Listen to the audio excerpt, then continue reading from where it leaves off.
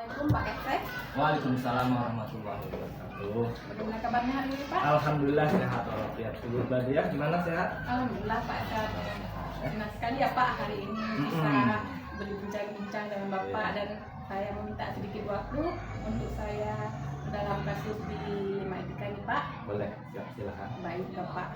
Selama ini bagaimana Bapak dapat mengidentifikasi kasus-kasus yang merupakan dilema etika atau rujukan moral Pak? Ya, jadi selama ini untuk kasus-kasus yang pernah saya alami yang merupakan dilema etika atau rujukan moral, pasti yang pertama saya mencari fakta terlebih dahulu. Nah, kemudian apa penyebab terjadinya kasus itu? Setelah kita tahu fakta sebenarnya, kita bisa menemukan solusi dan langkah yang tepat untuk menyelesaikan kasus tersebut. Saya melakukan pendekatan yang holistik dan berdasarkan prinsip-prinsip etika yang kuat, ya. Dengan menerapkan pendekatan ini, saya berupaya untuk mengidentifikasi dan menangani kasus-kasus yang melibatkan dilema etika atau rujukan moral dengan bijak, mengedepankan keadilan, kebenaran, kemudian kemanusiaan dalam mengambil keputusan tersebut. Baik Bapak. Selama ini bagaimana Bapak menjalankan pengambilan keputusan di sekolah terutama untuk kasus-kasus di mana ada sebuah kepentingan yang sama-sama benar atau sama-sama mengandung nilai kebajikan? Jika ada kasus dilema sama-sama benar atau sama-sama mengandung nilai kebajikan, pasti yang saya lakukan untuk mengambil keputusan itu, pertama, apakah kasus yang saya ambil, apakah keputusan yang saya ambil ini sesuai dengan aturan. Jangan sampai keputusan yang saya ambil bertentangan dengan aturan yang ada yang berlaku di sekolah. Saya menerapkan pendekatan yang cermat dan hati-hati. Saya mulai dengan mengumpulkan informasi lengkap tentang situasi, termasuk semua faktor yang terlibat dan nilai-nilai yang terlibat. Saya melakukan analisis mendalam untuk memahami implikasi dan konsekuensi dari setiap pilihan yang mungkin saya ambil. Langkah-langkah atau prosedur seperti apa yang bisa Bapak lakukan selama ini? Langkah-langkah atau prosedur yang saya lakukan selama ini, sebagai seorang individu yang berfokus pada mengambil keputusan yang etis dan mempertimbangkan nilai-nilai kebijakan. Setelah saya identifikasi masalahnya, saya analisis, kemudian saya menilai setiap opsi atau alternatif dari sudut pandang etika, mempertimbangkan nilai-nilai moral dan prinsip etika yang relevan seperti keadilan, kebebasan, dan kebenarannya. Saya memilih keputusan yang dianggap sebagai yang terbaik berdasarkan analisis, evaluasi etika, dan konsultasi yang mempertimbangkan dampak dan konsekuensi jangka panjang dari keputusan tersebut. Baik Bapak. Dari hal-hal apa saja yang selama ini Bapak anggap efektif dalam pengambilan keputusan pada kasus-kasus dilema etika Pak?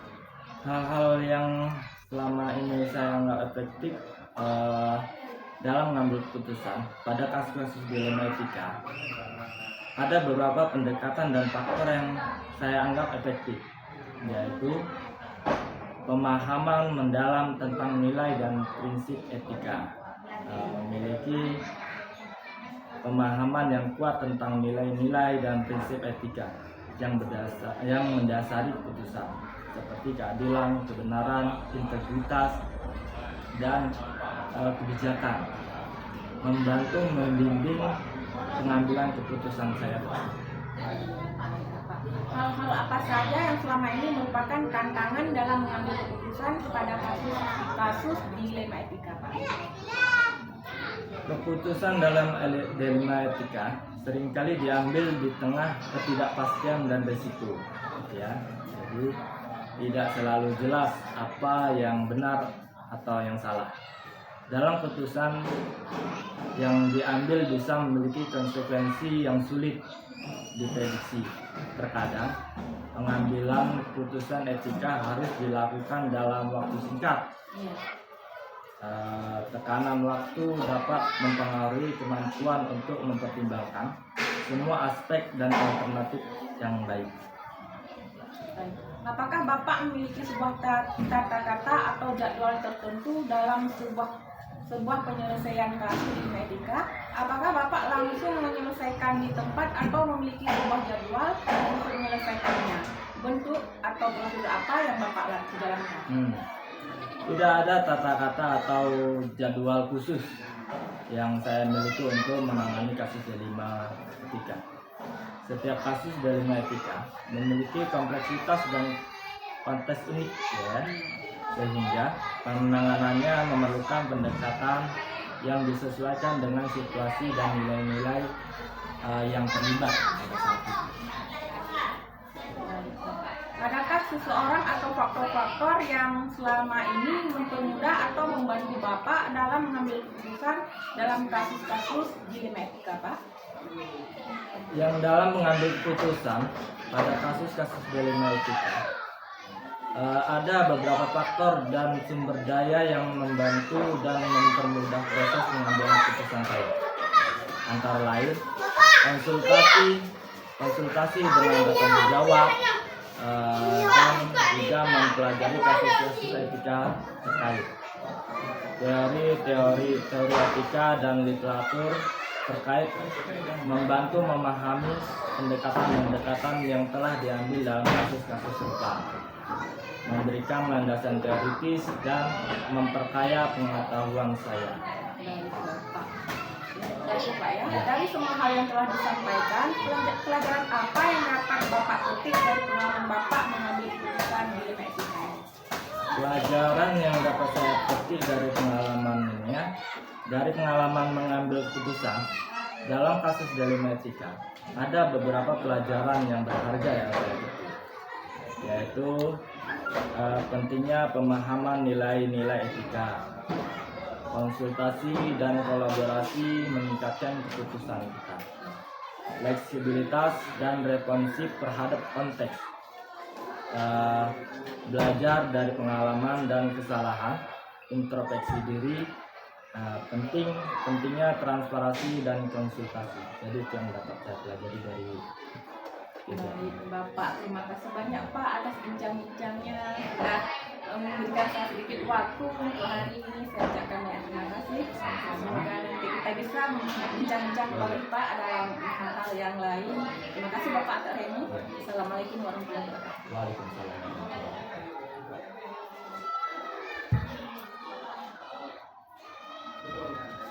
Assalamualaikum Pak. Waalaikumsalam warahmatullahi. Bagaimana kabarnya hari ini Pak? Baik saja.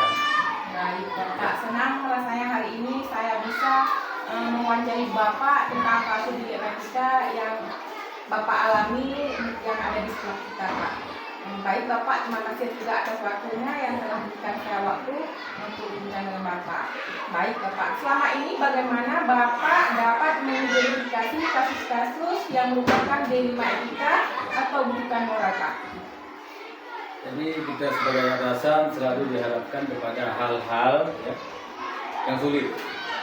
Kemudian dalam mengambil kesimpulan pun kita harus dengan cepat dan tepat. Baik. Selama ini bagaimana Bapak menjalankan pengambilan keputusan di sekolah Bapak, terutama untuk kasus-kasus di mana ada dua kepentingan yang sama-sama benar atau sama-sama mengandung nilai kebajikan? Selama ini kita selaku atasan ya, jadi kita harus melihat persoalan yang bagaimana. Ya. Apakah itu persoalan yang sulit, ya? Apakah mudah? Kalau mudah itu bisa kita hadapi dengan secara cepat dan tepat. Ya. Dengan konsekuensinya setelahnya tidak saling berjalan. Iya, baik Bapak. Langkah-langkah atau prosedur seperti apa yang Bapak lakukan selama ini? Ya. Yang pertama, saya sebagai atasan selalu setiap ada persoalan saya mengidentifikasi dulu soalnya, kemudian apabila tidak bisa kita ambil kesimpulan secara cepat, itu kita beri limit ya, dan apabila kita dapat selesai dengan sendiri, kita bisa berkomunikasi dengan teman-teman, ya. Hasil itu bisa kita ambil suatu keputusan yang baik. Baik Bapak. Hal-hal apa saja yang Bapak anggap lebih efektif dalam mengambil keputusan pada kasus di Medan? Selama ini untuk mengambil kesimpulan yang baik, ya. Jadi setiap persoalan itu kita dalam mengambil kesimpulan, ya, istilahnya harus yang bersifat negatif dengan mengurangi kesenjangan dengan kesimpulan yang telah. Hal-hal apa saja yang selama ini merupakan tantangan dalam mengambil keputusan pada kasus di Medan? Ya, kalau kita lihat tantangan itu banyak, ya. Karena itu merupakan suatu konsekuensi, walaupun sulit tidak sulit, itu kita harus hadapi, ya. Dan jawabannya ataupun persoalan apa istilahnya alternatif jawabannya, ya, ataupun apa istilahnya cara mengambil kesimpulan itu harus tepat juga, ya. Walaupun nanti ada senang, ada juga yang tidak senang. Itu merupakan suatu konsekuensi. Apakah Bapak memiliki sebuah tantangan atau memiliki sebuah tata kelola atau jadwal tertentu dalam menyelesaikan kasus kebaikan, Pak? Ya. Ini pun harus kita lihat persoalan, ya, persoalan di lapangan, ya. Apabila kadang-kadang persoalan ini kalau kita anggap kadang agak itu tidak sulit, apa istilahnya mudah, ya, ataupun jalan keluarnya sulit, ini pun harus kita pertimbangkan, ya. Bagi yang hal-hal yang mudah kita selesaikan, kadang-kadang bisa kita selesai di tempat, ya. Dan begitu apabila ada hal yang sulit misalnya, ya, nah itu pun kita harus memberi tempo, ya. Karena dengan kita mengambil kesimpulan itu betul-betul, ya. Makanya kita pun harus hati-hati.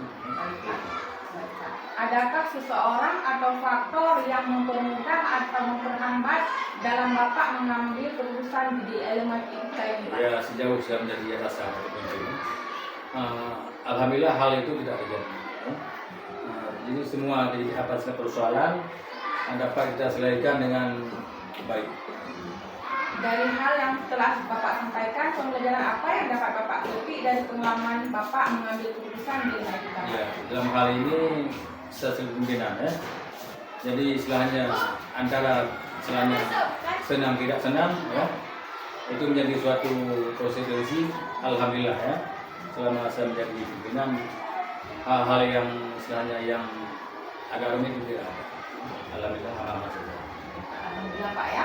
Terima kasih banyak Pak atas waktunya, dan kita sudah selesai dalam wawancara ini, Pak. Saya ucapkan terima kasih sekali lagi Pak atas waktu Bapak telah menyempatkan waktu untuk wawancara Bapak. Wah, ini jangan lupa ada mungkin hari esok atau nanti kita bisa berbincang-bincang. Baik Bapak, terima kasih. Ya, bisa. Jadi,